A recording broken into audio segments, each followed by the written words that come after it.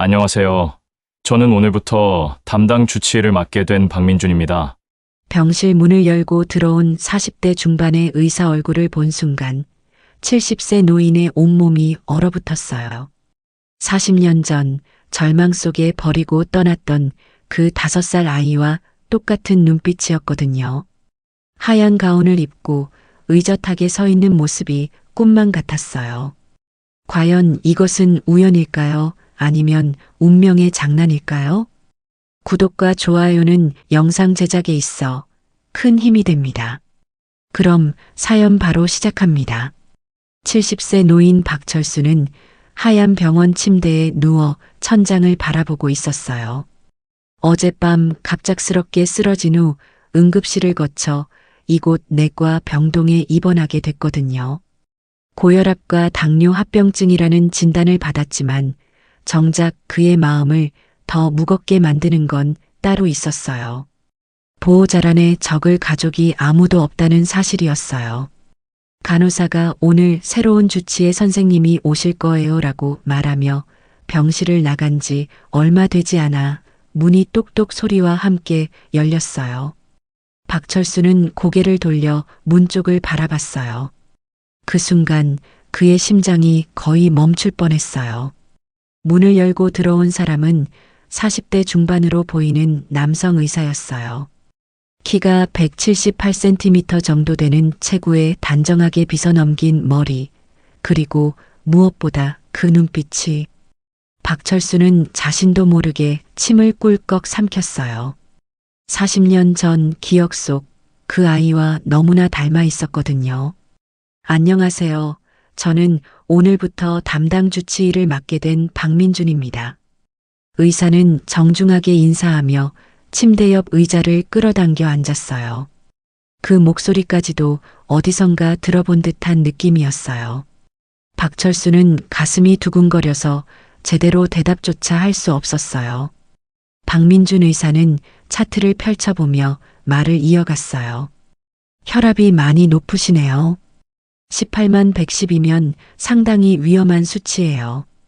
언제부터 이런 증상이 있으셨나요? 전문적이고 차분한 목소리였지만 박철수의 귀에는 다르게 들렸어요. 마치 오래전 어린아이의 목소리가 깊어진 것 같았거든요. 아, 그게... 박철수는 떨리는 목소리로 대답하려 했지만 계속 그 의사의 얼굴에서 눈을 뗄 수가 없었어요. 특히 그 눈빛이 너무나 낯익었어요. 40년 전 고아원 앞에서 자신을 바라보던 그 5살 아이의 눈빛과 똑같았어요. 박민준 의사는 박철수가 제대로 대답하지 못하는 것을 보고 이해한다는 듯이 고개를 끄덕였어요. 처음엔 누구나 당황하세요. 천천히 말씀해 주시면 돼요. 그러면서 청진기를 꺼내 박철수의 가슴에 대었어요. 그 손길이 묘하게 따뜻했어요. 심장 박동이 너무 빨라요. 많이 놀라셨나 봐요. 박민준 의사가 미소를 지으며 말했어요. 그런데 그 미소가 박철수는 정말 숨이 막힐 것 같았어요. 어린 시절 아들이 자신을 바라보며 짓던 바로 그 미소였거든요.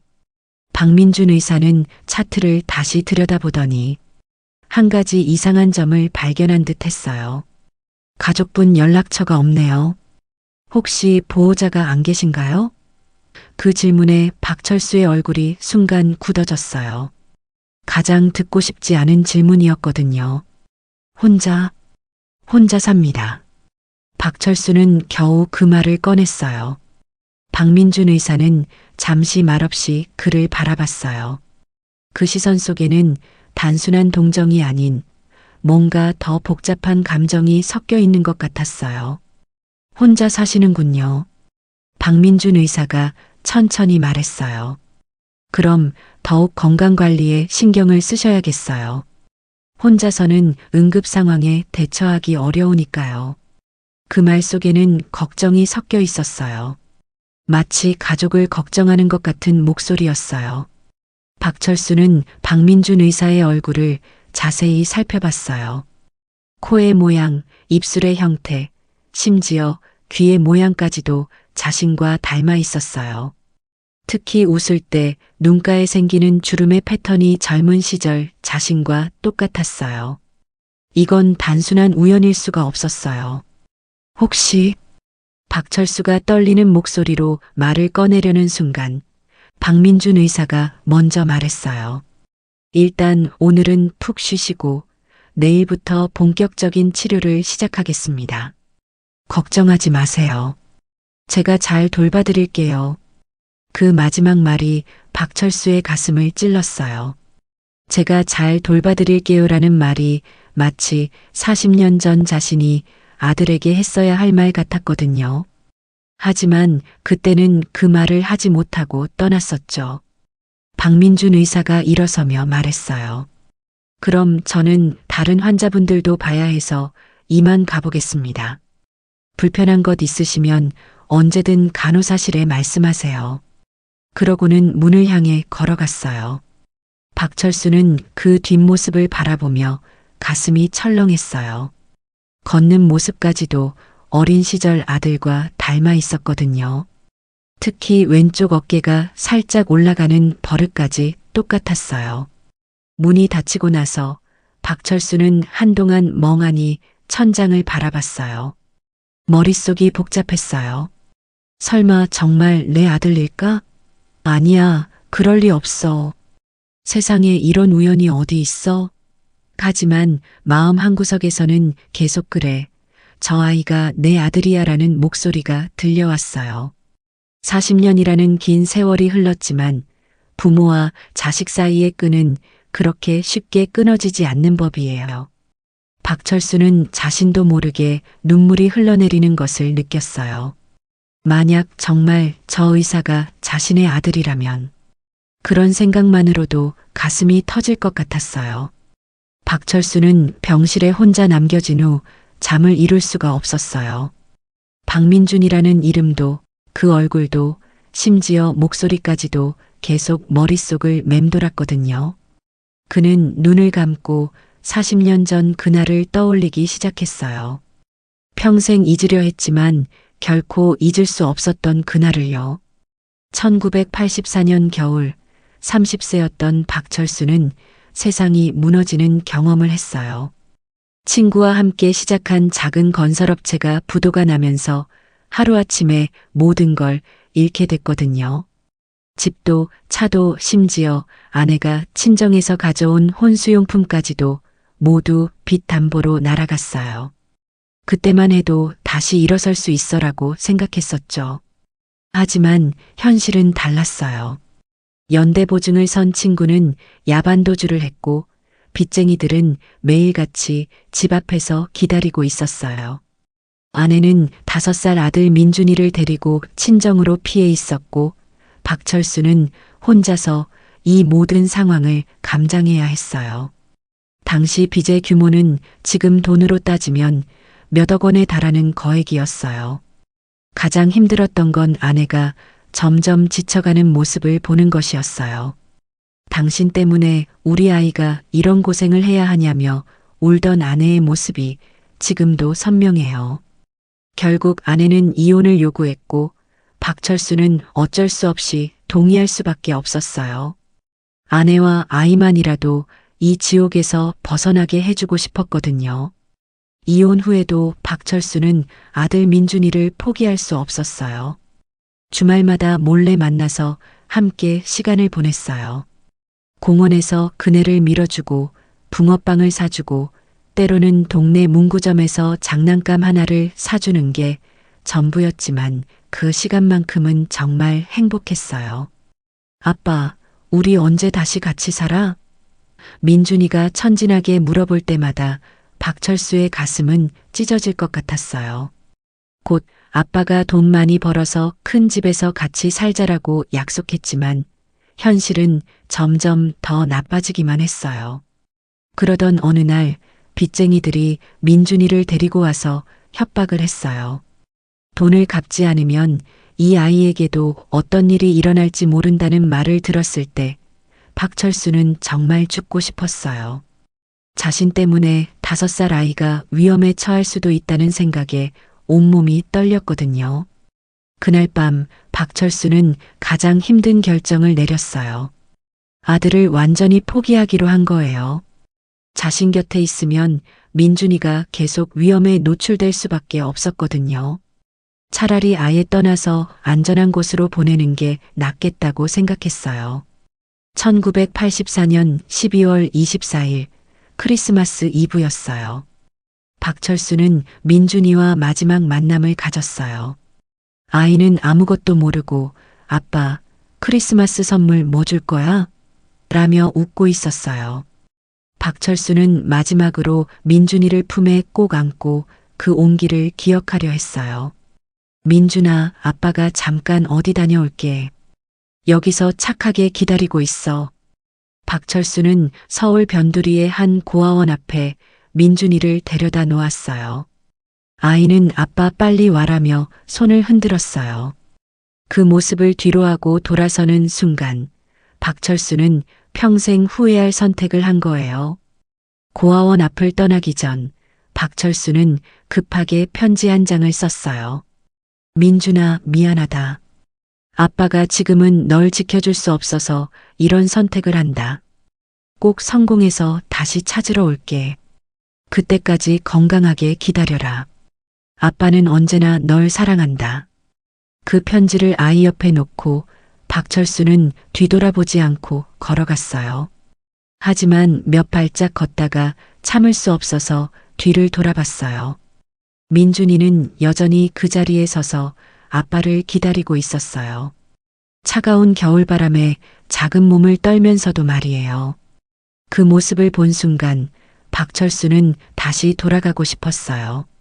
하지만 발이 떨어지지 않았어요. 그 후 박철수는 정말 미친 듯이 일했어요. 건설 현장에서 막일부터 시작해서 하루 18시간씩 일했어요. 돈을 벌어서 빚을 갚고 다시 민준이를 찾으러 가겠다는 일념뿐이었어요. 잠들기 전에는 항상 민준이 얼굴을 떠올리며 조금만 더 기다려라. 아빠가 꼭 데리러 갈게라고 혼자 중얼거렸어요. 5년이 지나고 10년이 지나고 20년이 지났어요.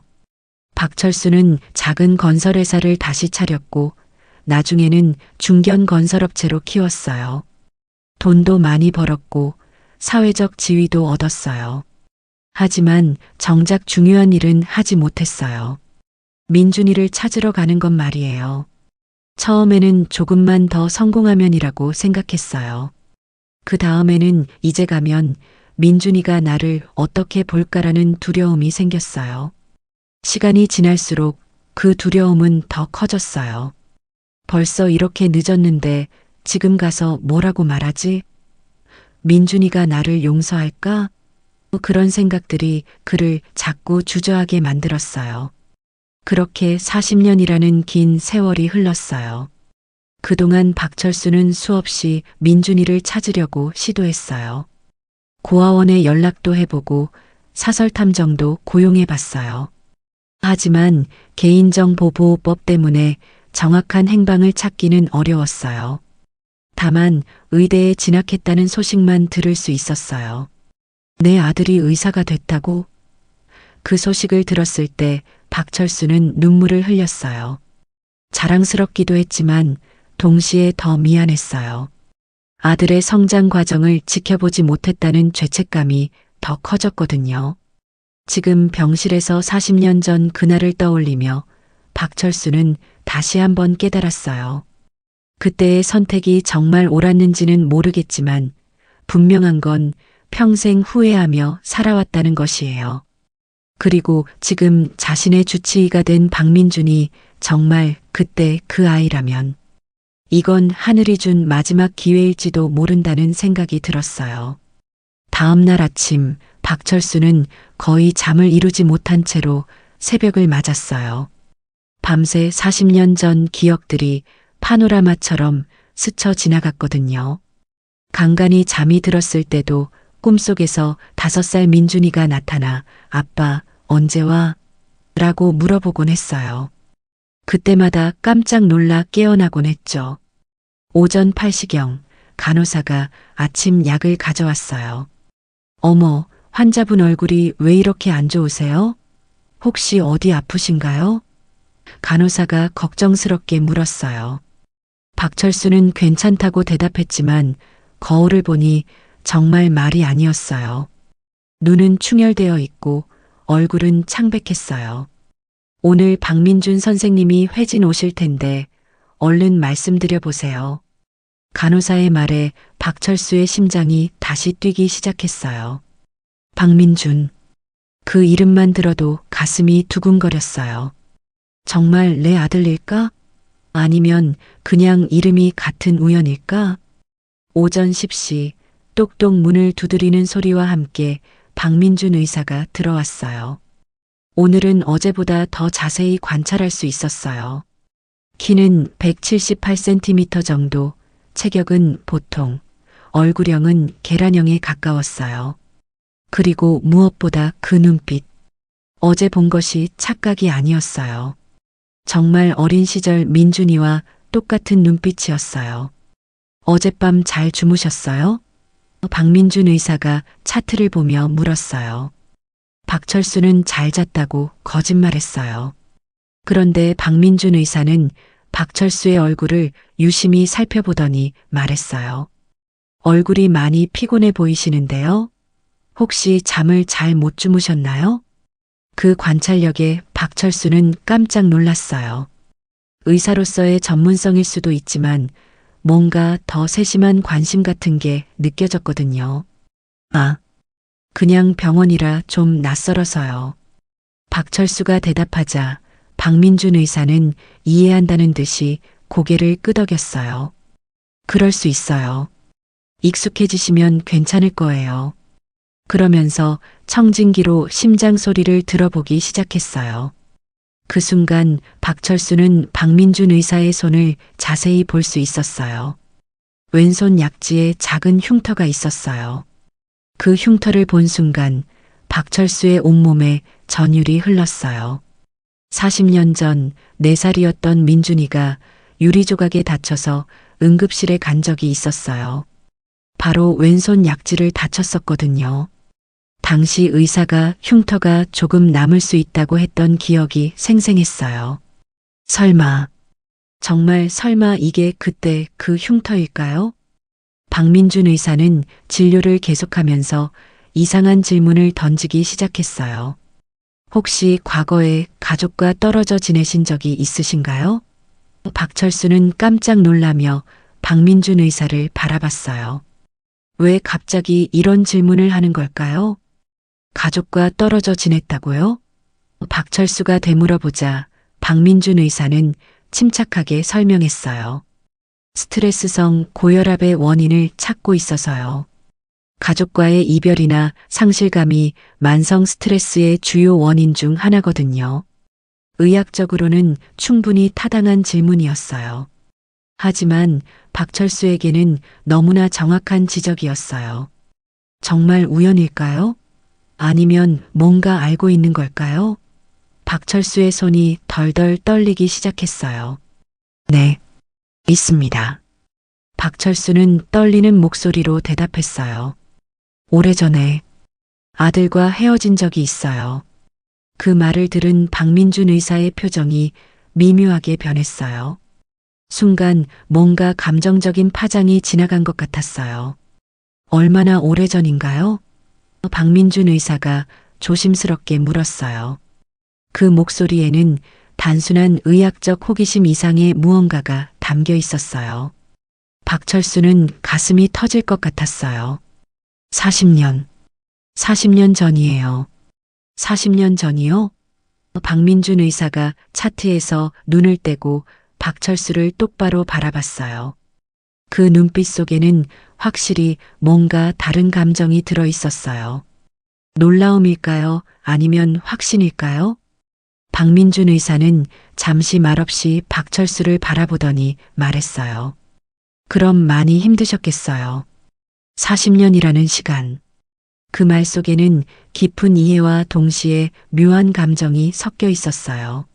마치 자신도 그 40년을 함께 보낸 것 같은 말투였어요.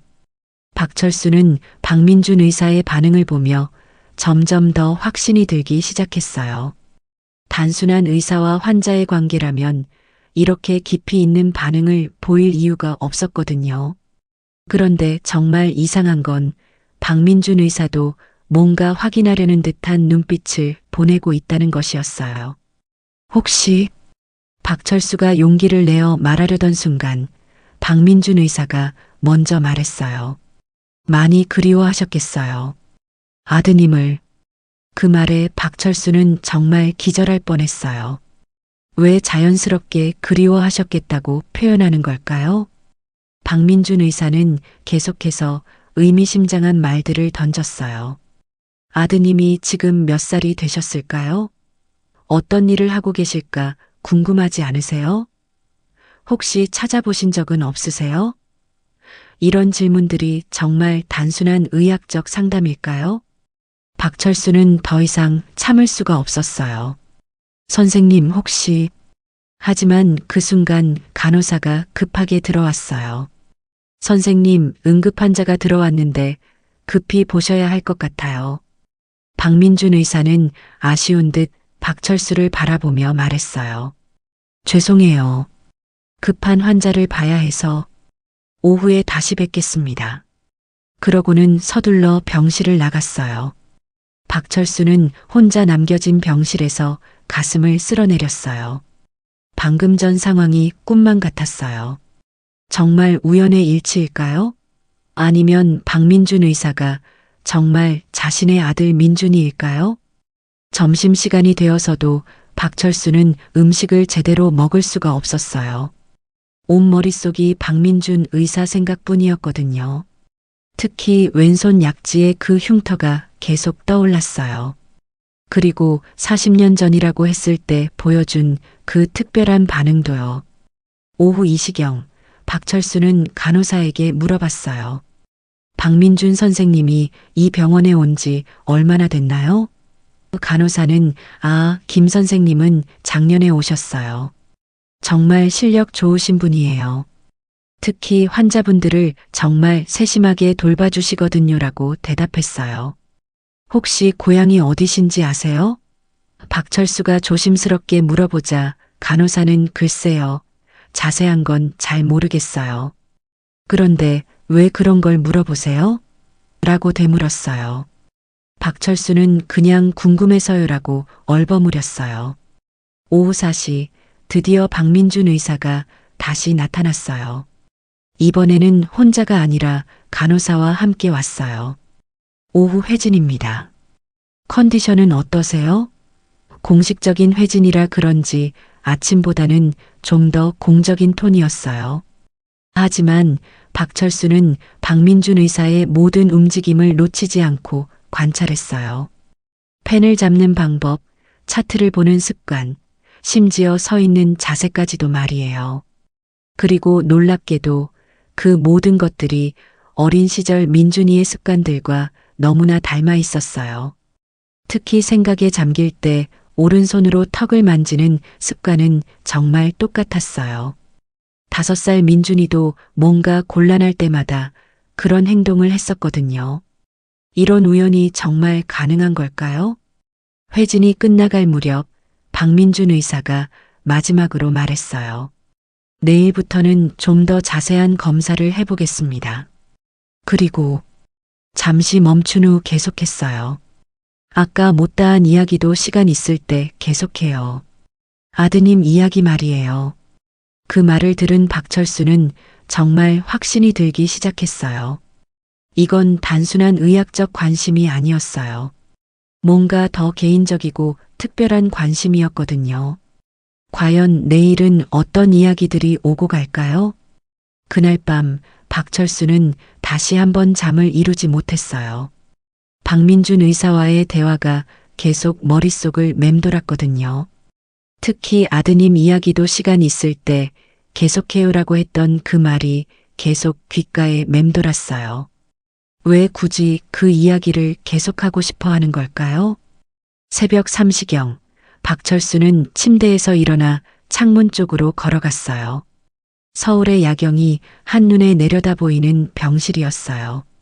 저 수많은 불빛들 중 하나 아래에서 40년 동안 자신의 아들이 살아왔을 것이라는 생각에 가슴이 먹먹해졌어요.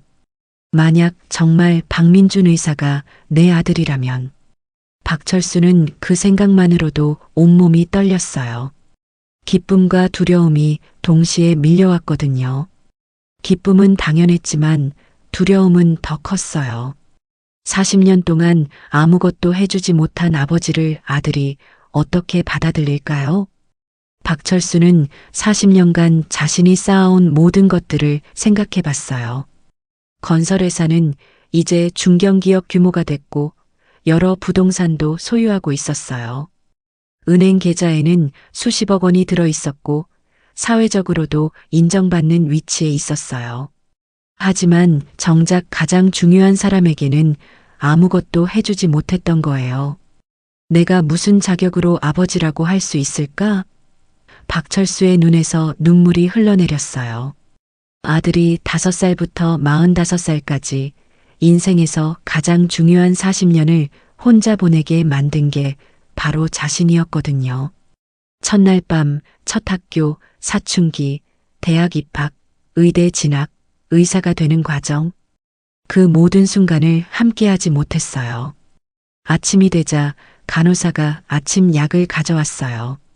어머, 또 밤새 못 주무셨네요? 이러시면 안 되는데. 간호사가 걱정스럽게 말했어요.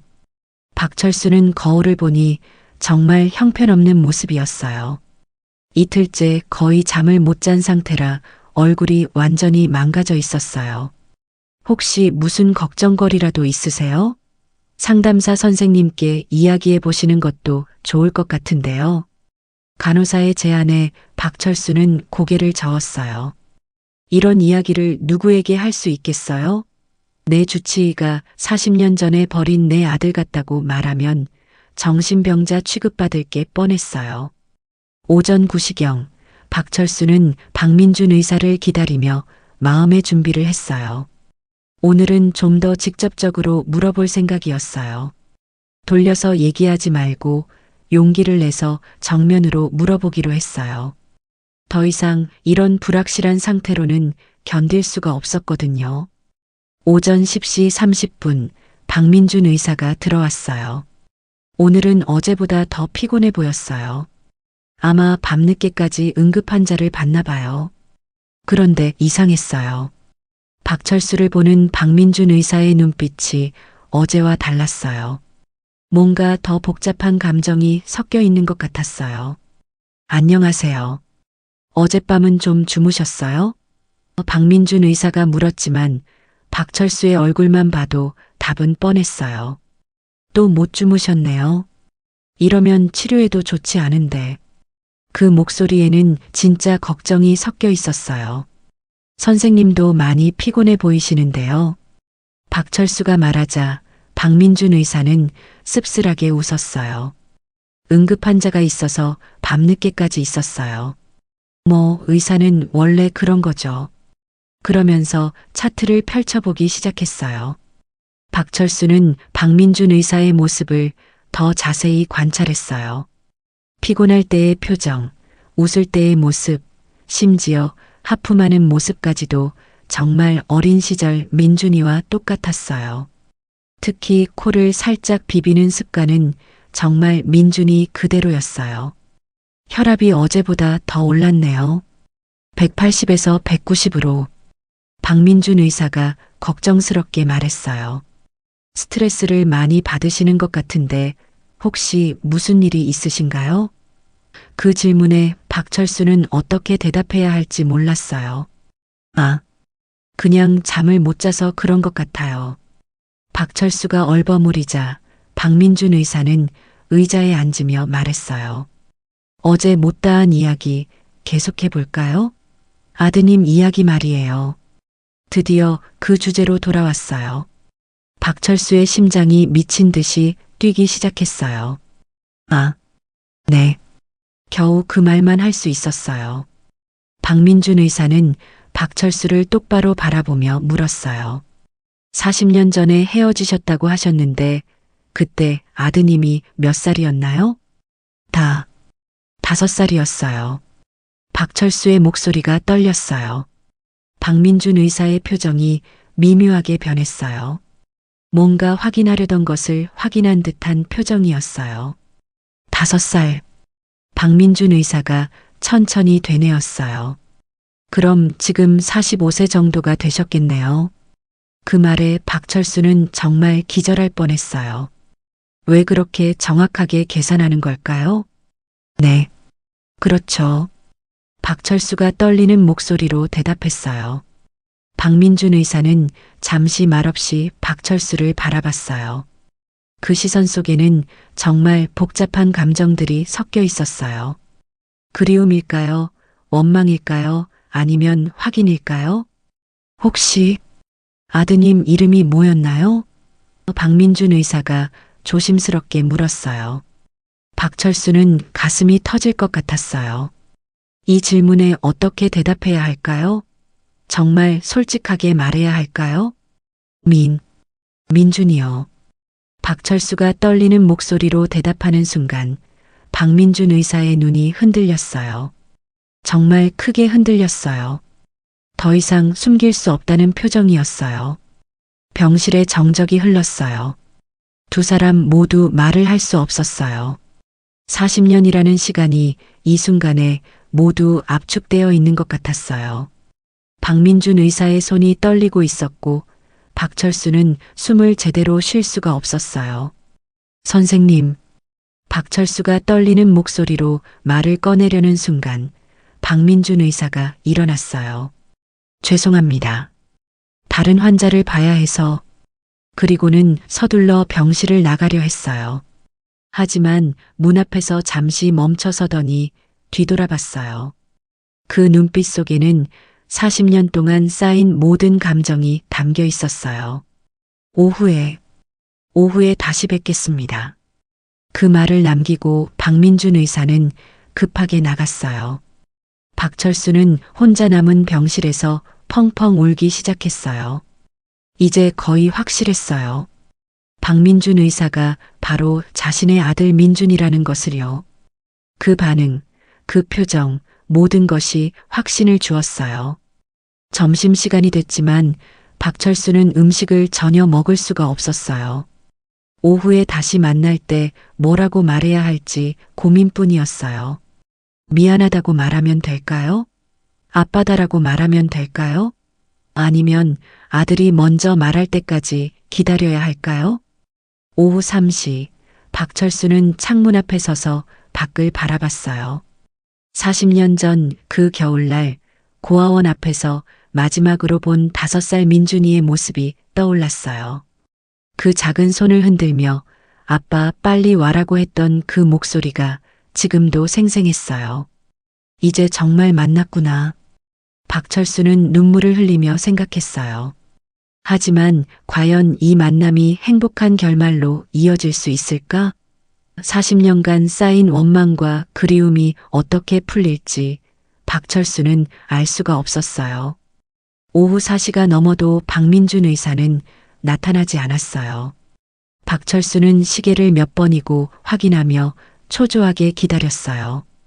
평소 같으면 오후 회진 시간은 3시에서 4시 사이였는데 오늘은 왜 이렇게 늦는 걸까요?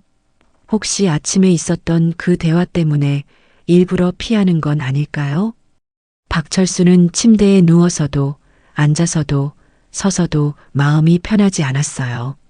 40년 만에 아들을 만났을지도 모른다는 생각에 가슴이 터질 것 같았거든요. 그런데 동시에 만약 아들이 자신을 거부한다면 어떻게 하지? 라는 두려움도 컸어요. 오후 5시경 간호사가 들어와서 말했어요. 환자분 박민준 선생님이 응급수술 때문에 오늘 회진이 늦어질 것 같다고 하시네요. 내일 아침에 뵙게 될 것 같아요. 박철수는 실망감과 동시에 안도감도 느꼈어요. 조금 더 마음의 준비를 할 시간이 생긴 거니까요. 그날 저녁 박철수는 처음으로 병원 식사를 제대로 먹었어요. 내일 아들과 제대로 된 대화를 하려면 체력이 필요하다고 생각했거든요. 그리고 오랜만에 거울을 보며 면도도 하고 머리도 단정하게 빗었어요. 40년 만에 만나는 아들에게 너무 초라한 모습을 보여주고 싶지 않았어요. 밤 10시경 박철수는 침대에 누워 천장을 바라보며 40년간의 삶을 정리해 봤어요. 민준이를 보낸 후 정말 미친 듯이 일만 했었어요. 돈을 벌어서 빚을 갚고 성공해서 아들을 다시 찾겠다는 일념 하나로 살아왔거든요. 그런데 정작 성공한 후에는 아들을 찾을 용기가 없었어요. 그때 왜 용기를 내지 못했을까? 박철수는 후회했어요. 아들이 10살일 때, 20살일 때, 30살일 때, 언제든 찾을 수 있었는데 자꾸 미뤘어요. 조금 더 성공하면, 조금 더 준비하면이라고 하면서 말이에요.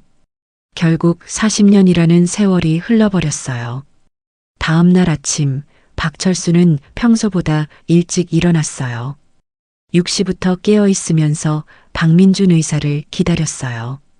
간호사가 오늘은 정말 일찍 일어나셨네요 라고 말할 정도였어요. 박철수는 잠이 일찍 깼어요 라고 대답했지만 사실은 긴장해서 잠을 못 잔 거였어요. 오전 9시 드디어 박민준 의사가 나타났어요. 오늘은 어제보다 더 조심스러운 표정이었어요. 마치 무언가 중요한 대화를 해야 한다는 걸 알고 있는 것 같았어요. 박철수도 그 긴장감을 느낄 수 있었어요. 안녕하세요. 어젯밤은 좀 주무셨어요? 박민준 의사가 물었지만 그 목소리에는 평소와 다른 무언가가 섞여 있었어요. 좀 더 개인적이고 좀 더 감정적인 톤이었어요. 네, 어제보다는 좀 나았어요. 박철수가 대답하자 박민준 의사는 의자에 앉으며 말했어요. 어제 우리가 나눈 대화에 대해서 생각을 많이 해봤어요. 드디어 본격적인 대화가 시작되는 것 같았어요. 박철수의 심장이 빨리 뛰기 시작했어요. 아, 그래요?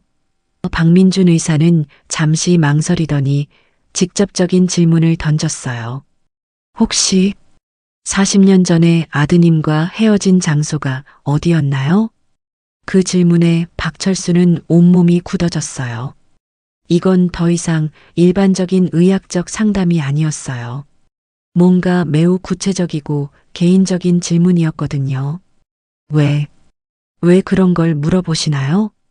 박민준 의사는 박철수를 똑바로 바라보며 말했어요. 제가 궁금해서요. 정말 궁금해서요.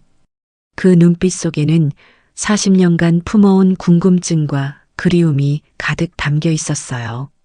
박철수는 더 이상 망설일 수가 없었어요. 서울 변두리의 한 고아원 앞이었어요. 그 순간 박민준 의사의 눈에서 눈물이 맺혔어요. 정말 크고 투명한 눈물이었어요. 고아원. 박민준 의사가 떨리는 목소리로 되뇌었어요. 혹시 그때 편지를 쓰지 않으셨나요? 박철수는 가슴이 멎는 줄 알았어요. 편지를 쓴 것까지 알고 있다는 건. 편지요? 박철수가 떨리는 목소리로 물어보자 박민준 의사는 조심스럽게 말했어요. 네. 언젠가 꼭 찾으러 가겠다는 내용의 편지요. 박철수는 정말 기절할 뻔했어요. 그 편지의 내용까지 정확하게 알고 있다니. 어떻게 그걸 알고 계세요? 박철수가 물어보자 박민준 의사는 잠시 망설이더니 말했어요. 사실은. 그런데 그 순간 간호사가 들어왔어요. 선생님, 죄송한데 중환자실에서 급히 오시라고 하네요. 간호사의 말에 박민준 의사는 아쉬운 표정을 지었어요. 지금 꼭 가야 하나요? 네, 환자 상태가 급해서. 박민준 의사는 박철수를 바라보며 말했어요. 죄송해요. 정말 중요한 얘기였는데. 그리고 잠시 망설이더니 말했어요. 오늘 오후에 제 업무가 끝나고 개인적으로 뵐 수 있을까요? 좀 더 자세한 얘기를 하고 싶어서요. 박철수는 고개를 끄덕였어요. 네, 그러시죠.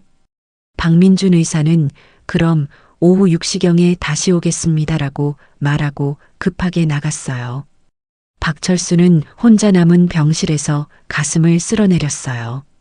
이제 거의 확실해졌어요. 박민준 의사가 바로 자신의 아들이라는 것을요. 편지 내용까지 알고 있다는 건 우연이 아니었어요. 점심시간에도 박철수는 음식을 제대로 먹을 수가 없었어요. 오후 6시에 있을 대화가 어떻게 될지 걱정되고 기대되고 두렵기도 했어요. 40년 만에 아버지와 아들의 만남. 과연 어떤 결과가 될까요? 오후 3시경 박철수는 간호사에게 물어봤어요. 혹시 박민준 선생님 개인적인 이야기 들어보신 적 있나요? 간호사는 글쎄요. 별로 개인사를 말씀하지 않으시는 편이에요. 그런데 한번 고아원에서 자랐다고 말씀하신 적이 있어요 라고 답했어요. 고아원에서 자랐다는 말을 들은 순간 박철수는 정말 확신했어요. 이제 더 이상 의심할 여지가 없었어요. 박민준 의사가 바로 40년 전 자신이 고아원 앞에 두고 온 그 아이 민준이었어요. 오후 5시부터 박철수는 시계만 쳐다봤어요. 1분이 정말 길게 느껴졌어요. 40년을 기다린 만남이 이제 1시간도 남지 않았다는 게 믿어지지 않았어요. 오후 5시 50분, 박철수는 침대에서 일어나 창가로 걸어갔어요. 저 넓은 서울 하늘 아래서 40년 동안 자신의 아들이 홀로 살아왔다는 생각에 눈물이 났어요. 이제 곧 그 아들과 진실된 대화를 나눌 수 있을 거예요. 정확히 오후 6시 문을 두드리는 소리가 들렸어요. 박철수의 심장이 미친 듯이 뛰었어요. 드디어 40년 만에 진짜 만남이 시작되는 순간이었어요. 들어오세요. 박철수가 떨리는 목소리로 말하자 박민준 의사가 조심스럽게 문을 열고 들어왔어요. 평소와 달리 하얀 가운을 벗고 평상복을 입고 있었어요. 검은색 셔츠에 회색 바지, 그리고 손에는 작은 가방을 들고 있었어요. 안녕하세요. 박민준이 인사했지만 그 목소리는 평소보다 훨씬 조심스럽고 감정이 섞여 있었어요. 더 이상 의사와 환자가 아닌 뭔가 더 개인적인 관계로 만나는 것 같은 분위기였어요. 박철수는 침대에서 일어나 의자를 가리키며 말했어요. 앉으세요. 박민준은 의자에 앉았지만 평소처럼 편안해 보이지 않았어요. 뭔가 중요한 이야기를 해야 한다는 긴장감이 그에게서도 느껴졌어요. 두 사람은 잠시 말없이 서로를 바라봤어요. 40년이라는 시간의 무게가 그 침묵 속에 고스란히 담겨 있었어요.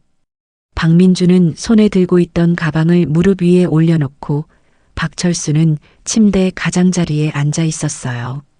오늘 정말 중요한 얘기를 하려고 왔어요. 박민준이 먼저 말을 꺼냈어요. 그 목소리에는 결단력과 동시에 떨림이 섞여 있었어요. 아까 못다한 얘기 말이에요. 박철수는 고개를 끄덕였어요. 네. 저도 정말 궁금한 게 많아요. 사실 궁금하다기보다는 확신에 가까웠지만 그래도 박민준이 직접 말하기를 기다리고 있었어요. 박민준은 잠시 망설이더니 가방의 지퍼를 열기 시작했어요. 제가 보여드릴 게 있어요. 그의 손이 약간 떨리고 있었어요. 가방 안에서 뭔가를 꺼내려고 하는데 그 모습이 정말 조심스러웠어요. 박철수의 심장이 미친 듯이 뛰기 시작했어요. 과연 무엇을 보여주려는 걸까요? 박민주는 가방에서 낡은 봉투 하나를 꺼냈어요. 정말 오래된 봉투였어요. 누렇게 바른 것이 적어도 수십 년은 된 것 같았어요. 이게 뭔가요? 박철수가 떨리는 목소리로 물었어요. 박민주는 그 봉투를 조심스럽게 박철수에게 건네며 말했어요. 직접 보세요. 박철수는 떨리는 손으로 봉투를 받았어요. 봉투 겉면에는 희미한 글씨가 남아 있었어요. 정말 오래된 글씨라 거의 보이지 않았지만 자세히 보니 읽을 수 있었어요. 민준아, 아빠가 꼭 찾으러 갈게라고 적혀 있었어요. 박철수는 그 글씨를 본 순간 온몸이 얼어붙었어요. 바로 자신이 40년 전에 쓴 글씨였거든요. 손글씨 하나하나가 너무나 생생했어요. 그때 그 절망적인 마음으로 쓴 글씨가 지금까지 남아있다니. 이거 어떻게. 박철수가 말을 잇지 못하자 박민준이 조용히 말했어요. 봉투 안도 보세요. 박철수는 떨리는 손으로 봉투를 열었어요. 안에는 한 장의 편지가 들어 있었어요. 편지를 펼쳐보는 순간 박철수는 정말 기절할 뻔했어요. 40년 전 자신이 쓴 그 편지가 그대로 있었거든요. 민준아, 미안하다. 아빠가 지금은 널 지켜줄 수 없어서 이런 선택을 한다. 꼭 성공해서 다시 찾으러 올게. 박철수의 손이 심하게 떨렸어요. 눈물이 편지지에 떨어질 것 같아서 급하게 얼굴을 돌렸어요. 40년 전 그 절망적인 순간이 생생하게 떠올랐거든요. 고아원 앞에서 마지막으로 아들을 바라보며 쓴 그 편지가 지금 자신의 손에 있다니. 어떻게 이 편지가. 박철수가 간신히 말을 꺼내자 박민준이 대답했어요. 고아원 원장님이 저에게 주셨어요. 제가 18살이 됐을 때요. 박민준은 계속해서 말했어요. 원장님이 그러시더라고요. 너를 두고 간 사람이 이 편지를 남겼다. 언젠가 찾으러 온다고 했지만 아직 오지 않았다. 하지만 이 편지를 보면 너를 정말 사랑했던 것 같다고요. 박철수는 편지를 가슴에 꼭 안고 눈물을 흘렸어요. 40년 동안 잃어버렸다고 생각했던 그 편지가 아들에게 전해졌다니. 그리고 아들이 그 편지를 40년 동안 간직하고 있었다니. 그럼 당신이. 박철수가 떨리는 목소리로 물어보려는 순간 박민준이 먼저 말했어요. 네, 맞습니다. 저는 박민준입니다. 40년 전 고아원 앞에서 아버지를 기다렸던 그 아이예요. 그 순간 병실에 정적이 흘렀어요. 40년이라는 긴 세월이 이 한순간에 압축되어 있는 것 같았어요. 박철수는 아무 말도 할 수 없었어요. 눈물만 계속 흘러내렸어요. 박민준도 눈물을 참지 못했어요. 아버지. 그 한마디가 40년 만에 처음으로 아버지를 부르는 말이었어요. 박철수는 그 목소리를 듣는 순간 정말 울음을 터뜨렸어요. 민준아, 내 아들. 박철수가 떨리는 목소리로 말했어요. 정말 민준이구나. 두 사람은 서로를 바라보며 40년간 쌓인 그리움을 확인했어요. 박민준은 눈물을 닦으며 말을 이어갔어요. 저는 아버지를 원망했어요. 정말 많이요. 왜 저를 버리고 가셨는지, 왜 찾으러 오지 않으셨는지. 그 말에 박철수의 가슴이 더욱 아팠어요. 미안하다. 정말 미안하다. 박철수가 계속 사과했어요. 아빠가 잘못했어. 너를 지켜주지 못해서, 함께 있어주지 못해서. 박민준은 고개를 저었어요. 이제 그런 말하지 마세요. 저도 이제는 이해해요. 그리고 잠시 망설이더니 말했어요. 사실 아버지를 찾은 건 몇 년 전이에요. 몇 년 전에? 박철수가 놀라며 물었어요. 박민준이 고개를 끄덕였어요. 네, 3년 전에 사설 탐정을 통해서 찾았어요. 그런데 다가갈 용기가 없었어요. 박철수는 그 말을 들으며 가슴이 아팠어요. 아들이 먼저 자신을 찾았는데 다가올 용기가 없었다니. 그럼 이 병원에 온 것도 네, 아버지 때문이에요. 박민준이 솔직하게 말했어요. 아버지가 몸이 안 좋으시다는 걸 알고 있었어요. 그래서 이 병원으로 옮겨왔어요. 언젠가는 만날 수 있을 거라고 생각하면서요. 박철수는 정말 놀랐어요. 박민준이 자신을 위해 병원까지 옮겨왔다니. 그럼 나를 아직도 사랑해요. 박민준이 망설임 없이 말했어요. 40년 동안 원망도 했지만 그래도 아버지예요. 제 유일한 가족이에요. 그 말을 들은 박철수는 정말 울음을 터뜨렸어요. 40년 동안 가장 듣고 싶었던 말이었거든요. 아들이 아직도 자신을 사랑한다는 말, 가족이라고 생각한다는 말. 고맙다. 정말 고맙다. 박철수가 눈물을 흘리며 말했어요. 이렇게 다시 만날 수 있어서. 박민준도 눈물을 흘리며 아버지를 바라봤어요. 두 사람은 40년 만에 처음으로 서로를 아버지와 아들로 인정하는 순간을 맞이했어요. 길고 긴 이별이 끝나고 새로운 시작이 열리는 순간이었어요. 두 사람이 서로를 아버지와 아들로 확인한 후 병실에는 묘한 정적이 흘렀어요. 40년간 쌓인 감정들이 한순간에 터져나온 후에 그 고요함이었어요. 박민주는 눈물을 닦으며 다시 자리에 앉았고 박철수는 여전히 그 편지를 손에 꼭 쥐고 있었어요. 아버지. 박민준이 조심스럽게 말을 꺼냈어요. 저에게 할 말이 정말 많아요. 40년 동안 하고 싶었던 말들이요. 그 목소리에는 복잡한 감정들이 섞여 있었어요. 그리움, 원망, 그리고 사랑까지도요. 박철수는 고개를 끄덕이며 말했어요. 그래, 다 말해라. 아빠가 다 들을게. 그는 아들이 40년 동안 품어왔을 모든 감정을 받아들일 준비가 되어 있었어요.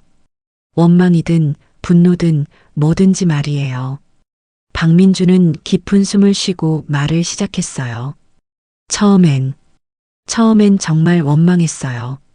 그 첫 마디부터 박철수의 가슴을 찔렀어요. 5살이었지만 기억나거든요.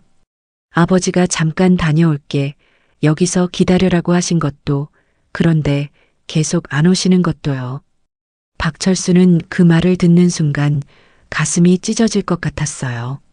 아들이 기억하고 있었다니. 그 추운 겨울날 고아원 앞에서 기다리던 그 작은 아이의 모습이 떠올랐어요.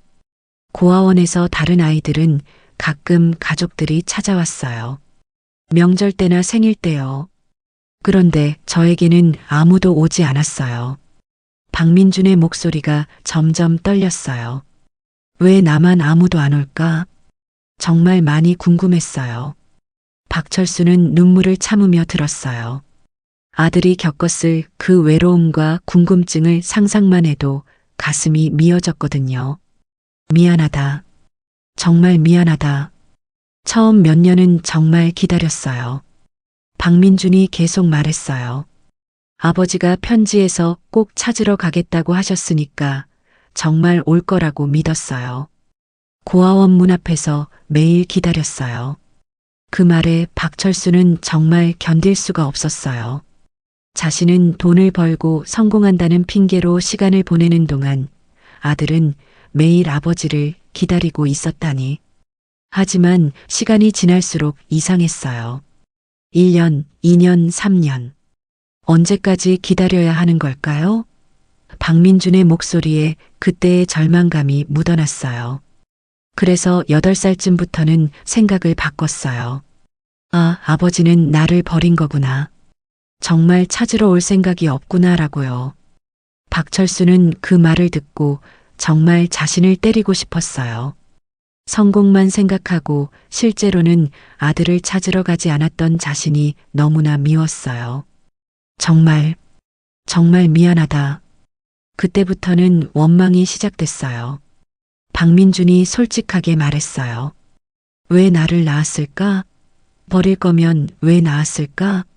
다른 아이들처럼 부모 곁에서 자라고 싶었는데 왜 나만 이런 걸까? 박민주는 계속해서 자신의 어린 시절을 이야기했어요. 학교에서 가족 이야기를 할 때마다 정말 힘들었어요. 우리 아빠가, 우리 엄마가 이런 말들을 들을 때마다 가슴이 아팠어요. 저에게는 그런 이야기할 사람이 없었거든요. 박철수는 아들의 그 외로웠을 어린 시절을 생각하며 눈물을 흘렸어요. 자신이 옆에 있어줬어야 할 순간들, 함께 해줬어야 할 시간들, 모든 것을 놓쳐버렸어요. 중학교, 고등학교 때는 반항심도 생겼어요. 박민준이 계속 말했어요. 어차피 나는 버려진 아이니까, 아무도 날 사랑하지 않으니까. 그런 생각으로 살았어요. 공부도 안 하고 친구들과 어울려 다니기만 했어요. 그랬구나. 박철수가 안타깝게 말했어요. 아들의 사춘기 시절도 함께 해주지 못했다니. 가장 방황할 시기에 옆에 있어주지 못한 게 너무 미안했어요. 그런데 고등학교 2학년 때 전환점이 왔어요. 박민준의 표정이 조금 밝아졌어요. 담임 선생님이 저에게 말씀하셨어요. 민준아, 너 혼자서도 충분히 훌륭할 수 있어. 가족이 없다고 포기하지 말라고요. 박민준은 그때를 회상하며 말했어요. 그 말을 듣고 생각했어요. 그래, 나는 혼자서도 잘 살 수 있어. 누구의 도움 없이도 성공할 수 있어. 그래서 나를 버린 사람에게 보여줘야겠어라고요. 그래서 의대에? 박철수가 물었어요. 박민준이 고개를 끄덕였어요. 네, 처음에는 성공해서 아버지에게 보여주려고 시작했어요. 봐라, 내가 버린 아이가 이렇게 훌륭하게 자랐다고 말하고 싶었어요. 박철수는 그 말을 들으며 복잡한 감정을 느꼈어요. 아들이 자신에게 보여주기 위해 열심히 살았다니. 원망 때문이었지만 그래도 아버지를 생각하며 살았다는 사실이 고마웠어요. 의대 들어가서도 정말 열심히 공부했어요. 박민준이 계속 말했어요. 1등만 해야겠다고 생각했어요. 최고의 의사가 되어서 아버지를 찾아가서 말하려고 했어요. 이제 나는 성공했다. 너는 나를 버렸지만 나는 혼자서도 잘 살았다고요. 그런데 박민준의 표정이 갑자기 부드러워졌어요. 하지만 시간이 지나면서 마음이 바뀌었어요. 의대에서 공부하면서 그리고 실제로 환자들을 치료하면서요. 어떻게 바뀌었니? 박철수가 궁금하게 물었어요. 박민준은 잠시 망설이더니 말했어요. 환자들을 보면서 깨달았어요. 사람은 누구나 아픈 이유가 있다는 걸요. 겉으로는 나쁜 사람처럼 보여도 그 속에는 상처가 있다는 걸요. 박민준은 계속해서 자신의 마음 변화를 설명했어요. 그래서 생각했어요. 어쩌면 아버지도 나를 버릴 수밖에 없는 이유가 있었을지도 몰라. 정말 절망적인 상황이었을지도 몰라라고요. 박철수는 그 말을 듣고 정말 고마웠어요. 아들이 자신을 이해하려고 노력했다니. 민준아. 그래서 원망보다는 궁금증이 생겼어요. 박민준이 말했어요. 정말 어떤 상황이었을까? 아버지는 지금 어떻게 살고 계실까? 건강하실까? 행복하실까? 박민준의 눈에 눈물이 다시 맺혔어요. 그리고 가끔은 그리워하기도 했어요. 아버지를. 한 번도 제대로 된 대화를 나눠본 적이 없는 아버지를 말이에요. 박철수는 그 말을 듣고 아들을 꼭 안아주고 싶었어요. 40년 동안 원망도 했지만 그리워하기도 했다니. 나도 매일 너를 그리워했어. 정말요? 박민준이 물었어요. 박철수는 고개를 끄덕이며 말했어요. 매일 너 생각을 했어. 지금 뭘 하고 있을까? 건강할까? 행복할까? 그런 생각들 말이야. 두 사람은 서로를 바라보며 40년간 각자가 품어온 그리움을 확인했어요. 멀리 떨어져 있었지만 서로를 생각하는 마음은 변하지 않았다는 것을 말이에요. 박민준은 잠시 망설이더니 다시 가방에서 뭔가를 꺼내기 시작했어요. 아버지, 사실 제가 보여드릴 게 하나 더 있어요. 박철수는 또 무엇인지 궁금했어요. 이미 편지로 충분히 놀랐는데 또 다른 무엇이 있다는 걸까요? 박민준이 꺼낸 건 두꺼운 서류 뭉치였어요. 정말 많은 문서들이 정리되어 있었어요. 이게 뭐니? 박철수가 물어보자 박민주는 조심스럽게 대답했어요. 아버지에 대한 자료들이에요. 내에 대한 자료? 박철수가 깜짝 놀라며 물었어요. 박민주는 고개를 끄덕이며 서류를 펼쳐 보였어요. 네, 제가 몇 년 전부터 아버지를 찾아서 조사한 자료들이에요. 첫 번째 서류는 박철수의 사업체 등록 서류였어요. 이건 내 회사 서류잖아. 박철수가 놀라며 말하자 박민준이 설명했어요. 3년 전에 사설 탐정을 통해서 아버지를 찾았다고 했잖아요. 그때부터 아버지에 대한 모든 걸 조사했어요. 두 번째 서류는 박철수의 건강검진 기록이었어요. 이건 어떻게? 박철수가 말을 잇지 못하자 박민준이 미안한 표정으로 말했어요. 죄송해요. 아버지 건강이 걱정되어서 병원 네트워크를 통해서 확인했어요. 박철수는 정말 놀랐어요. 아들이 자신에 대해 이렇게 자세히 알고 있었다니. 그럼 내가 아픈 것도 알고 있었다는 거야? 박민준이 고개를 끄덕였어요. 네, 고혈압과 당뇨 초기 증상이 있다는 것도 알고 있었어요. 세 번째 서류는 더욱 놀라웠어요. 박철수의 일상 패턴을 기록한 자료였어요. 몇 시에 회사에 출근하는지, 주말에는 뭘 하는지, 자주 가는 식당은 어디인지까지도 적혀 있었어요. 이건 너무 자세한데? 박철수가 당황하며 물었어요.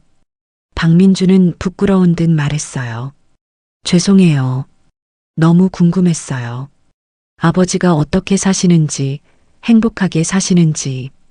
그래서 몰래 관찰한 적도 있어요. 몰래 관찰했다고? 박철수가 더욱 놀라며 물었어요. 박민주는 고개를 끄덕이며 말했어요. 네. 작년에 몇 번 아버지 회사 근처에서 기다렸다가 아버지 모습을 본 적이 있어요. 박철수는 정말 충격적이었어요. 자신이 전혀 모르는 사이에 아들이 자신을 지켜보고 있었다니. 그럼 언제부터 나를 지켜본 거야? 박민주는 잠시 망설이더니 솔직하게 대답했어요. 3년 전부터요. 처음에는 정말 복수하려고 생각했어요. 찾아가서 나는 이렇게 성공했는데 당신은 뭘 했나? 라고 따져 묻고 싶었어요. 그랬구나. 박철수가 안타깝게 말했어요. 박민준이 계속 말했어요. 하지만 실제로 아버지를 보니까 생각이 바뀌었어요. 어떻게 바뀌었는데? 박철수가 궁금하게 물었어요. 박민주는 눈을 감고 그때를 회상하며 말했어요. 아버지가 행복해 보이지 않으셨어요. 박민주는 구체적으로 설명하기 시작했어요. 회사에서 나오실 때 표정이 정말 지쳐 보였어요. 성공하셨다고 했는데 전혀 행복해 보이지 않았어요. 오히려 뭔가 무거운 짐을 지고 계신 것 같았어요. 박철수는 그 말을 듣고 가슴이 아팠어요. 정말 그랬거든요. 겉으로는 성공한 것 같아 보였지만 마음속으로는 늘 아들에 대한 죄책감과 그리움으로 무거웠어요. 특히 주말에 혼자 공원을 걸으시는 모습을 봤을 때 박민준의 목소리가 떨렸어요. 정말 외로워 보이셨어요. 주변에 가족도 없고 친구도 별로 없어 보이고. 박민준은 계속해서 말했어요. 그때 깨달았어요. 아, 아버지도 나만큼 외로웠구나. 나를 버린 게 아니라 어쩔 수 없는 상황이었을 수도 있겠구나라고요. 박철수는 아들의 그런 관찰력과 이해심에 정말 감동했어요. 멀리서나마 자신의 진짜 마음을 알아봐줬다니. 그래서 복수는 포기했어요. 박민준이 말했어요. 대신 다른 생각을 했어요. 어떻게 하면 아버지께 다가갈 수 있을까? 어떻게 하면 아버지를 도와드릴 수 있을까? 라고요. 그때 진짜 반전이 시작됐어요. 박민준이 네 번째 서류를 꺼내며 말했어요. 사실 제가 이 병원으로 온 것도 우연이 아니에요. 박철수가 놀라며 바라보자 박민준이 계속 설명했어요. 아버지 건강검진 결과를 보고 걱정이 됐어요. 고혈압이 점점 심해지고 있었거든요. 그래서 이 병원으로 정근을 신청했어요. 박철수는 정말 충격을 받았어요. 정근을 신청했다고? 박철수가 물어보자 박민준이 고개를 끄덕였어요. 네, 원래는 강남의 대학병원에서 일하고 있었어요. 하지만 아버지가 이 동네에 사시니까 혹시 몸이 아프시면 이 병원에 오실 것 같아서. 박철수는 말을 잃었어요. 아들이 자신을 위해서 직장까지 옮겼다니. 그럼 너는 처음부터 나를 기다리고 있었다는 거야? 박민준이 부끄러운 듯 고개를 끄덕였어요. 네. 언젠가는 오실 거라고 생각했어요. 그리고 그때 제가 아버지를 치료해드리고 싶었어요. 5번째 서류는 더욱 놀라웠어요. 박철수의 담당 주치의가 되기 위한 박민준의 계획서였어요. 이건 뭐야? 박철수가 물어보자 박민준이 설명했어요. 아버지가 입원하시면 제가 담당 주치의가 되도록 미리 준비한 계획이에요. 박민준이 말했어요. 원장님께 말씀드려서 고혈압 환자는 제가 우선적으로 담당하게 해달라고 요청했어요. 박철수는 정말 감동했어요. 아들이 이렇게까지 자신을 생각해줬다니. 민준아. 하지만 가장 큰 반전은 마지막에 있었어요. 박민준이 마지막 서류를 꺼내며 말했어요. 그런데 아버지, 사실 제가 더 놀란 게 있어요. 더 놀란 게? 박철수가 물어보자 박민준이 그 서류를 보여줬어요. 그것은 고아원의 후원자 명단이었어요. 그런데 그 명단에서 박철수는 자신의 이름을 발견했어요. 이게 뭐야? 박철수가 당황하며 물었어요. 박민준이 눈물을 글썽이며 말했어요. 아버지가 30년 동안 고아원에 익명으로 후원금을 보내신 거 알고 있어요. 박철수는 그 순간 모든 게 들통났다는 걸 깨달았어요. 30년 동안 아무도 모르게 고아원에 보낸 그 후원금들. 아들이 알고 있었던 거예요. 어떻게 알았어? 박철수가 떨리는 목소리로 물었어요. 박민준이 대답했어요. 고아원 원장님이 돌아가시기 전에 저에게 알려주셨어요. 내 아버지가 매달 후원금을 보내신다. 이름은 다르지만 분명히 너를 위한 거다라고요. 박철수는 눈물을 참을 수 없었어요. 아들을 직접 만나지는 못했지만 그래도 30년 동안 멀리서나마 지켜보려고 했던 그 마음을 아들이 알고 있었다니. 아버지, 정말 고마워요. 박민준이 눈물을 흘리며 말했어요. 단 한 번도 저를 잊지 않으셨구나. 30년 동안 계속 저를 생각해 주셨구나. 두 사람은 서로를 바라보며 40년간 숨겨져 있던 모든 진실을 확인했어요. 서로를 그리워했고, 서로를 찾고 있었고, 서로를 사랑하고 있었다는 진실을 말이에요. 모든 진실이 밝혀진 후 병실에는 깊은 정적이 흘렀어요. 박철수와 박민준은 서로를 바라보며 40년간 각자 품어왔던 사랑을 확인하고 있었어요. 숨겨진 후원금, 멀리서의 관찰, 그리고 서로를 향한 변하지 않는 마음. 모든 것이 이제야 드러났어요. 박철수는 떨리는 손으로 아들의 손을 잡았어요. 민준아, 정말 미안하다. 아빠가 너무 겁쟁이였어. 박민준의 손은 따뜻했어요. 40년 만에 처음 잡아보는 아들의 손이었어요. 박민준도 아버지의 손을 꼭 잡았어요. 아니에요, 아버지. 이제는 모든 걸 이해해요. 그의 목소리에는 더 이상 원망이 없었어요. 오직 사랑과 이해만이 있었어요. 너는 정말 대단한 아이로 자랐구나.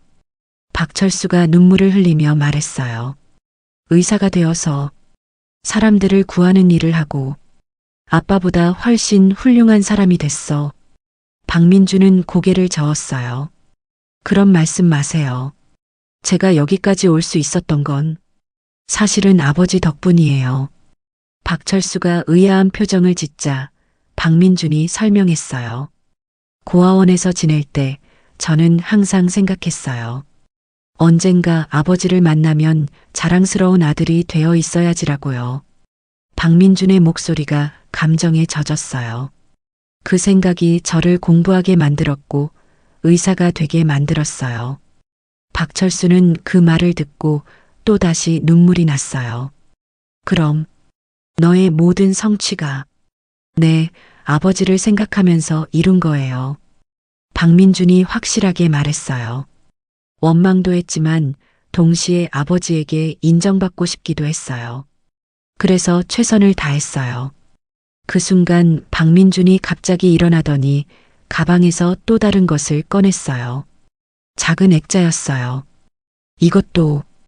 이것도 보여드리고 싶었어요. 액자 안에는 40년 전 그 사진이 들어 있었어요. 30세의 박철수와 5살의 민준이가 함께 찍은 사진이요. 이 사진을 박철수가 놀라며 말했어요. 박민준이 미소를 지으며 말했어요. 네, 40년 동안 간직하고 있었어요. 제 책상 위에 항상 놓고 있었어요. 박철수는 그 사진을 보는 순간 정말 감격했어요. 40년 전 그 행복했던 순간이 생생하게 떠올랐거든요. 민준이가 아빠 사진 찍자 라고 하며 자신의 무릎에 앉던 그 순간 말이에요. 이 사진을 볼 때마다 생각했어요. 박민준이 말했어요. 언젠가 다시 만나서 새로운 사진을 찍자고요. 40년이 지난 지금의 모습으로 말이에요. 박철수는 그 말에 가슴이 벅찼어요. 그래, 새 사진을 찍자. 이제 다시 만났으니까. 박민준이 눈물을 닦으며 고개를 끄덕였어요. 그때 박민준이 조심스럽게 말을 꺼냈어요. 아버지, 사실 제가 하고 싶은 말이 하나 더 있어요. 박철수가 귀를 기울이자 박민준이 계속 말했어요. 저도 이제 아이가 있어요. 박철수가 깜짝 놀라며 바라봤어요. 아이가? 박민준이 부끄러운 듯 웃으며 말했어요. 네, 5살 된 딸이 있어요. 손녀가 있다고? 박철수는 정말 놀랐어요. 자신에게 손녀가 있다니. 박민준이 고개를 끄덕이며 말했어요. 네, 이름은 하은이에요. 정말 똑똑하고 예쁜 아이예요. 박민준은 핸드폰을 꺼내서 딸의 사진을 보여줬어요. 정말 예쁜 아이였어요. 박철수는 그 사진을 보며 감동했어요. 정말 예쁘다. 하은이에게 할아버지 이야기를 가끔 했어요. 박민준이 말했어요. 언젠가 할아버지를 만날 수 있을 거라고. 그때 하은이가 할아버지는 어떤 분이야? 라고 물어봤어요. 뭐라고 대답했어? 박철수가 궁금하게 물었어요. 박민준이 미소를 지으며 말했어요. 좋은 분이라고 했어요. 아빠를 정말 사랑하시는 분이라고요. 박철수는 그 말에 또다시 울음이 터졌어요. 아들이 손녀에게 자신을 좋은 사람이라고 말해줬다니. 고맙다. 정말 고맙다. 하은이도 할아버지를 만나고 싶어 해요. 박민준이 말했어요. 제가 할아버지를 찾고 있다고 했거든요. 그래서 하은이가 할아버지 찾으면 꼭 만나고 싶다고 했어요. 정말 만나고 싶어 한다고? 박철수가 기뻐하며 물었어요. 박민준이 고개를 끄덕였어요. 네, 할아버지가 어떤 분인지 정말 궁금해해요. 박철수는 손녀를 만날 수 있다는 생각에 가슴이 벅찼어요. 40년 만에 아들을 찾았을 뿐만 아니라 손녀까지 있다니. 이보다 더 큰 행복이 어디 있을까요? 민준아, 그런데 한 가지 물어볼 게 있어. 박철수가 조심스럽게 말했어요. 너는 정말 나를 용서할 수 있니? 40년 동안 버려둔 아빠를. 박민주는 잠시 생각하더니 말했어요. 아버지, 사실 제가 정말로 마음이 바뀐 건 몇 년 전이에요. 제가 아이를 낳고 아버지가 된 후였어요. 아이를 낳고? 박철수가 물었어요. 박민준이 고개를 끄덕이며 말했어요. 네, 하은이를 낳고 키우면서 깨달았어요. 부모가 된다는 게 얼마나 어려운 일인지를요. 박민주는 계속해서 말했어요. 특히 아이를 위해서 힘든 선택을 해야 할 때가 있더라고요. 그때 생각했어요. 아, 아버지도 그때 나를 위해서 어쩔 수 없는 선택을 하신 거구나라고요. 그리고 제가 아버지 나이가 되어 보니까 박민준의 목소리가 떨렸어요. 30대의 모든 걸 잃고 절망적인 상황에서 아이를 위해 어떤 선택을 했을지 이해가 됐어요. 박철수는 아들의 그 이해심에 정말 감동했어요. 민준아, 아버지, 저는 이제 원망하지 않아요. 박민준이 확실하게 말했어요. 오히려 고마워요. 그때 그 선택이 있었기 때문에 제가 더 강한 사람이 될 수 있었어요. 박민준은 아버지의 손을 더 꼭 잡으며 말했어요. 그리고 아버지가 30년 동안 후원금을 보내주신 것도 알고 있어요. 그게 얼마나 큰 사랑인지 알아요. 박철수는 눈물을 흘리며 말했어요. 민준아, 정말 고맙다. 이렇게 이해해줘서, 이렇게 용서해줘서. 용서가 아니에요, 아버지. 박민준이 말했어요. 사랑이에요. 40년 동안 변하지 않은 사랑이에요. 두 사람은 서로를 꼭 안았어요. 40년 만에 첫 포옹이었어요. 그 포옹 속에는 40년간의 그리움, 미안함, 용서, 그리고 사랑이 모두 담겨 있었어요. 이제 정말 가족이 됐구나. 박철수가 눈물을 흘리며 말했어요. 아빠, 할아버지가 됐구나. 네, 이제 진짜 가족이에요. 박민준도 눈물을 흘리며 말했어요. 하은이도 할아버지를 기다리고 있어요. 그 순간 두 사람은 40년간 잃어버렸던 시간을 되찾았어요. 이제 새로운 시작이었어요. 아버지와 아들로, 그리고 할아버지와 손녀로. 진짜 가족의 시간이 시작되는 순간이었어요. 3개월 후 박철수의 건강은 놀랍도록 회복되었어요. 박민준의 정성스러운 치료와 무엇보다 다시 찾은 가족의 사랑 덕분이었죠. 혈압도 정상 수치로 돌아왔고 당뇨도 크게 개선되었어요. 의학적으로는 설명하기 어려운 회복이었지만 박민준은 그 이유를 잘 알고 있었어요. 마음이 치유되면 몸도 따라 치유됩니다. 박민준이 다른 의사들에게 설명할 때 자주 하는 말이었어요. 박철수의 경우가 바로 그런 케이스였거든요. 40년간 짊어지고 있던 죄책감과 그리움이라는 무거운 짐을 내려놓으니 몸도 자연스럽게 회복된 거였어요. 퇴원을 앞둔 어느 날 아침, 박민준이 특별한 손님과 함께 병실에 나타났어요. 아버지, 소개할 사람이 있어요. 문 뒤에서 작고 예쁜 아이가 살짝 얼굴을 내밀었어요. 바로 5살 손녀 하은이였어요. 안녕하세요, 할아버지. 하은이가 밝은 목소리로 인사했어요. 박철수는 그 순간 정말 기절할 뻔했어요. 처음 보는 손녀지만 어린 시절 민준이와 똑 닮은 모습이었거든요. 특히 그 반짝이는 눈빛이 말이에요. 하은아, 할아버지야. 박철수가 떨리는 목소리로 말하자 하은이가 달려와서 할아버지 품에 안겼어요. 할아버지, 하은이가 그렸어요. 하은이가 그림 한 장을 내밀었어요. 그림에는 3사람이 손을 잡고 있는 모습이 그려져 있었어요. 이게 아빠, 이게 하은이, 그리고 이게 할아버지예요. 하은이가 신나게 설명했어요. 박철수는 그 그림을 보며 눈물이 또 났어요. 하은이가 할아버지를 정말 기다렸어요. 박민준이 말했어요. 매일 할아버지 언제 와? 그러더라고요. 하은이가 고개를 끄덕이며 말했어요. 할아버지, 하은이랑 놀아주실 거죠? 그럼 할아버지가 하은이랑 많이 놀아줄게. 박철수가 하은이를 안으며 말했어요. 40년 만에 처음 느끼는 손녀의 온기였어요. 이런 행복이 세상에 있다니. 그날 오후 박민준이 중요한 이야기를 꺼냈어요. 아버지, 퇴원하시면 어디서 지내실 생각이세요? 박철수는 집에 가야지라고 대답했지만 박민준의 표정이 진지했어요. 혼자 지내시면 안 돼요.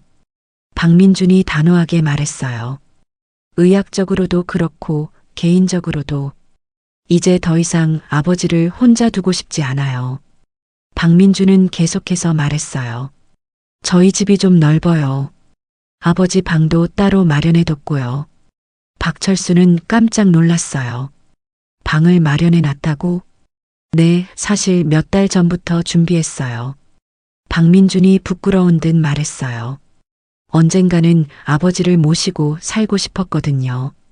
하은이가 박수를 치며 말했어요. 할아버지, 우리 집에 오세요. 하은이 방 옆에 할아버지 방 있어요. 박철수는 정말 감동했어요. 이미 자신의 자리를 만들어 놨다니. 그런데 진짜 반전은 따로 있었어요.